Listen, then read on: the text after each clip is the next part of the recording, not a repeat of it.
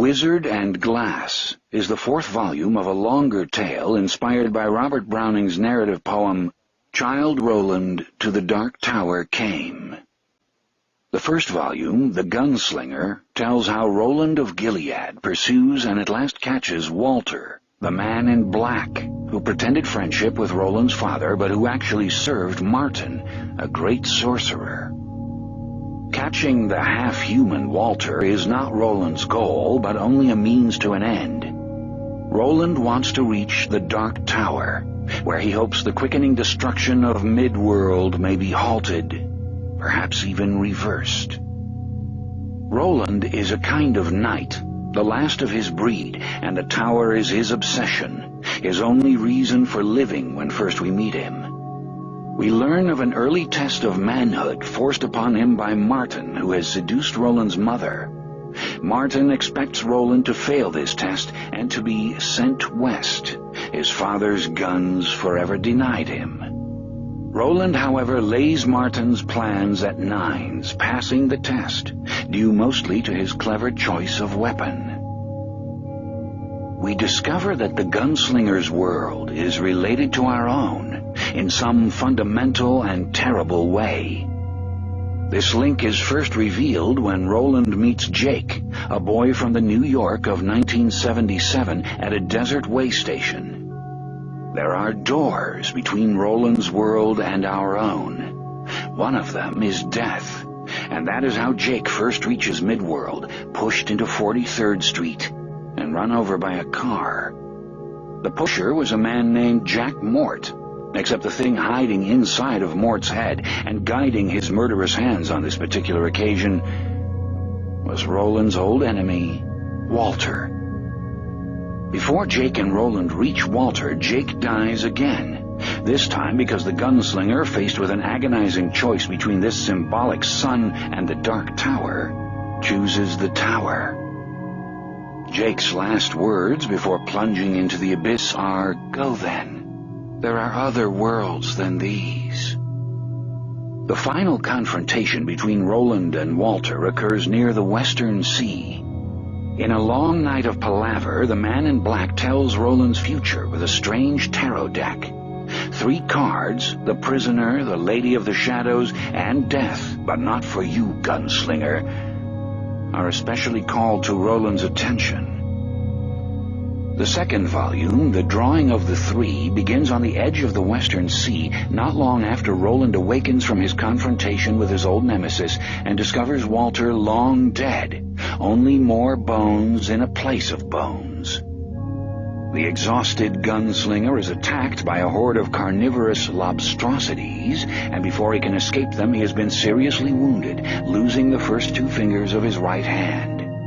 He is also poisoned by their bites, and as he resumes his trek northward along the Western Sea, Roland is sickening, perhaps dying. On his walk, he encounters 3 doors, standing freely on the beach. These open into our city of New York at 3 different whens. From 1987, Roland draws Eddie Dean, a prisoner of heroin. From 1964, he draws Odetta Susanna Holmes, a woman who has lost her lower legs in a subway mishap, one that was no accident. She is indeed a lady of shadows, with a vicious second personality hiding within the socially committed young black woman her friends know. This hidden woman, the violent and crafty Detta Walker, is determined to kill both Roland and Eddie when the gunslinger draws her into Midworld. Between these two in time, once again in 1977, Roland enters the hellish mind of Jack Mort, who has hurt Odetta Detta not once but twice. "Death," the man in black told Roland, "but not for you, gunslinger." Nor is Mort the third of whom Walter foretold. Roland prevents Mort from murdering Jake Chambers, and shortly afterward Mort dies beneath the wheels of the same train which took Odetta's legs in 1959. Roland thus fails to draw the psychotic into Midworld, but, he thinks, who would want such a being in any case? Yet there's a price to be paid for rebellion against a foretold future. Isn't there always? "Ka, maggot," Roland's old teacher, Court, might have said. "Such is the great wheel, and always turns. Be not in front of it when it does, or you'll be crushed under it, and so make an end to your stupid brains and useless bags of guts and water." Roland thinks that perhaps he has drawn three in just Eddie and Odetta, since Odetta is a double personality.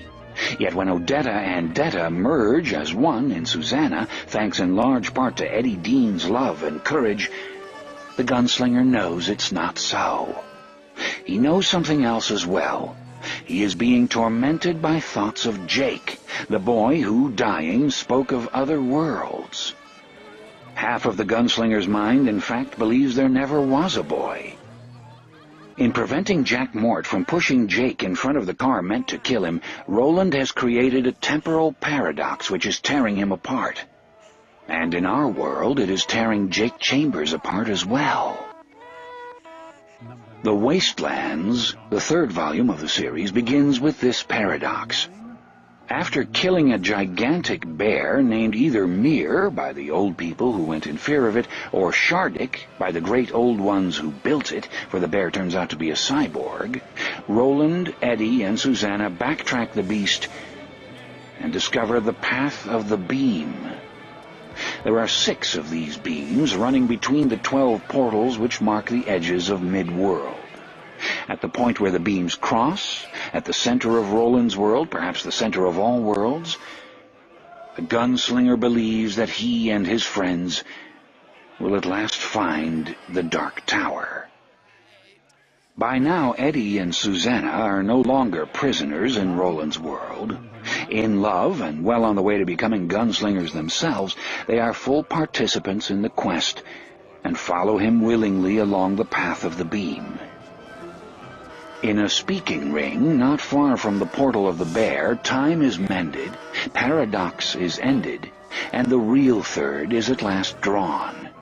Jake re-enters mid-world at the conclusion of a perilous rite where all 4, Jake, Eddie, Susanna, and Roland, remember the faces of their fathers and acquit themselves honorably. Not long after, the quartet becomes a quintet when Jake befriends a billy bumbler. Bumblers, which look like a combination of badger, raccoon, and dog, have a limited speaking ability.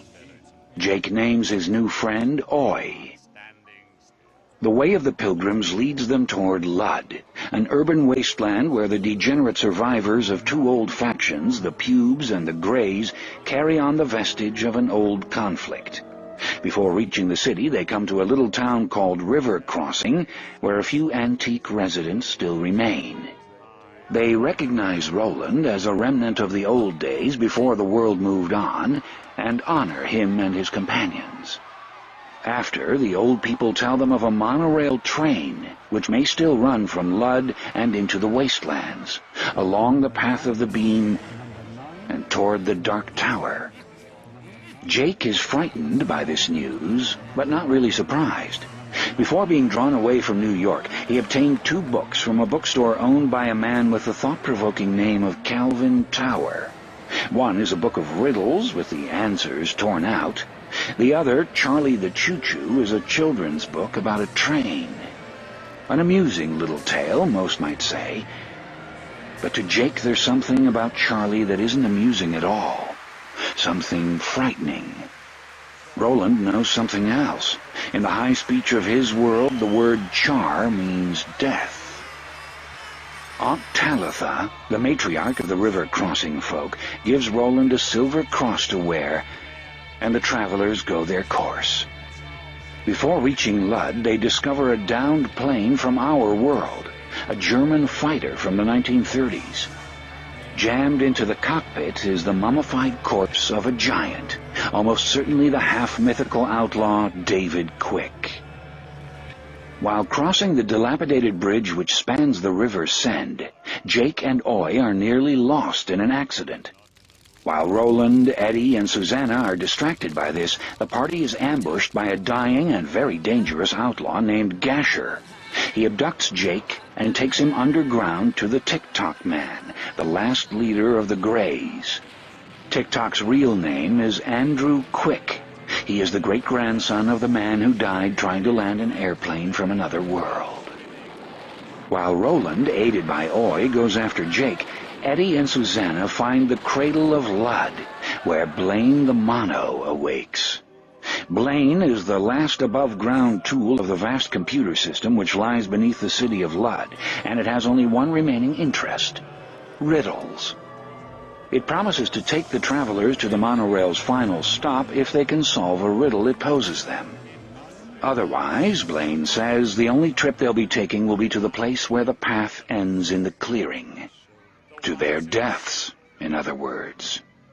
In that case, they'll have plenty of company, for Blaine is planning to release stocks of nerve gas which will kill everyone left in Lud, pubes, greys, and gunslingers alike. Roland rescues Jake, leaving the TikTok man for dead, but Andrew Quick is not dead. Half-blind, hideously wounded about the face, he is rescued by a man who calls himself Richard Fannin. Fannin, however, also identifies himself as the Ageless Stranger, a demon of whom Roland has been warned by Walter. Roland and Jake are reunited with Eddie and Susanna in the Cradle of Lud, and Susanna, with a little help from that bitch, Detta Walker, is able to solve Blaine's riddle. They gain access to the Mono, of necessity ignoring the horrified warnings of Blaine's sane but fatally weak undermind, Eddie calls this voice Little Blaine, only to discover that Blaine means to commit suicide with them aboard. The fact that the actual mind running the Mono exists in computers falling farther and farther behind them, running beneath a city which has become a slaughtering pen, will make no difference when the pink bullet jumps the track somewhere along the line at a speed in excess of 800 miles an hour. There is only one chance of survival: Blaine's love of riddles. Roland of Gilead proposes a desperate bargain. It is with this bargain that the Wastelands ends. It is with this bargain that Wizard and Glass begins.